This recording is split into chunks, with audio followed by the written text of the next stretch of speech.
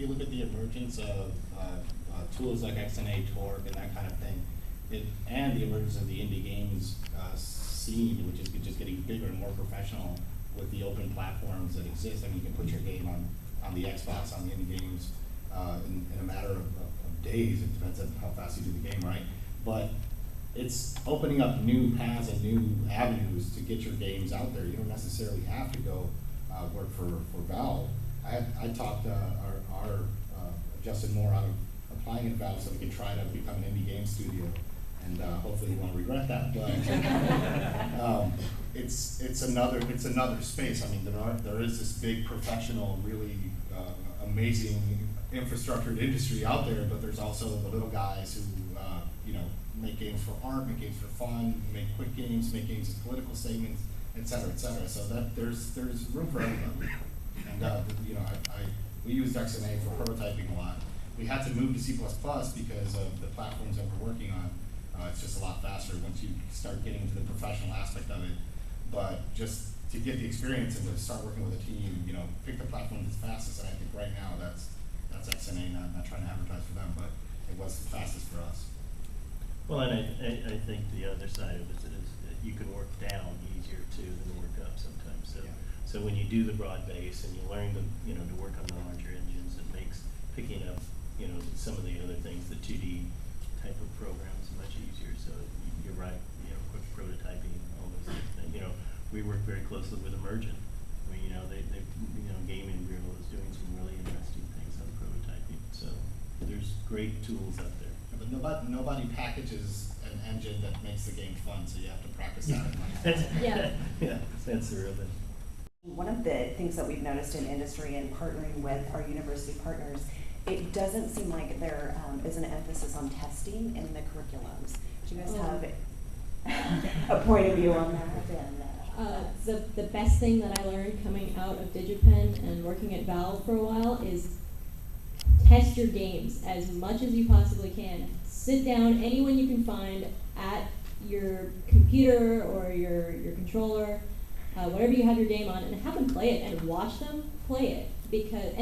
Don't really ask them questions afterwards. The best information you can get about whether or not your design was successful is to watch someone play your game, because you can tell exactly where they're confused, where they're failing, where they're frustrated, and it's not their fault, it's your fault.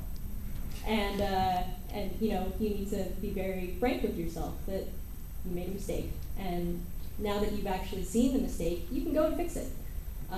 So yeah, test your game. It's something that we failed on a lot at DigiPen. We wouldn't test until maybe a week before the project was due, and then we'd find all sorts of wonderful things that we couldn't fix that we had to ship. So yeah, test a lot and do it some more. And the irony is one of the easiest ways into the industry is to be a QA, but it's something that we also at 5 Point in Chicago failed at learning early on, and we're learning kind of on the fly now. Just test your code before you commit it, or you will wear a toilet seat the next day, kind of thing. But it's pretty intense at testing, and you need to grow a very thick skin. Of course you're emotionally attached to your product, but learning how to take critical feedback is really, really important. Because you're making the game, you're making the game for yourself, but at the end of the day, you don't get bored of it, work on another project, and you leave the game out to the world to have fun with, so you need to make it for them. And testing it with people that are really honest, and your enemies first, and then your friends afterwards. We recognize this, believe me, we do know that. Those are excellent points in terms of testing. It's not whether your game will crash or not, it's whether it's as fun as you thought it is. And in our game development class, testing is starting from second week of class. Once the idea starts, you start testing it. And you're testing, we usually go with our friends first because their feedbacks are kinder. You don't want to really crush your enthusiasm that much, but yeah, you want to go through that very early, from very early stage. We're fortunate in our program that we have Elizabeth Stringer, who worked for Sony, and she worked for Activision for about 15 years before she got to us, doing exactly this. She was in production and was in charge of all, and Ed Clune, who worked for Activision, and these folks, this is their life. So it's a huge part of our program. We do full Kleenex testing. If you don't know what Kleenex testing is, and somebody starts at the back, you sit behind them, they sit there and tell you how crummy your game is, and you cry. But we do full Kleenex testing on main campus with students through all our games and everything. And one of the things that's really helped us on this learning that part of it is we're about to start a new track. We have an art creation track, a design track, and a programming track. We're about to start a production track. And that production track will do exactly that. Hopefully come out with production managers and associate producers and those type of things. The other thing that has really got us looking into doing more and more sophisticated computer usability studies is that we're starting studios and developers have come to us and said, you know, I've got a really great programmer, I've really got a really great artist, I've got a really great designer, I need them to be the team lead. And the worst thing you can do to somebody sometime is make them the lead, and they don't have the skills to do that. And that's, again, testing in production, and like you said, marketing, PR, and all those things.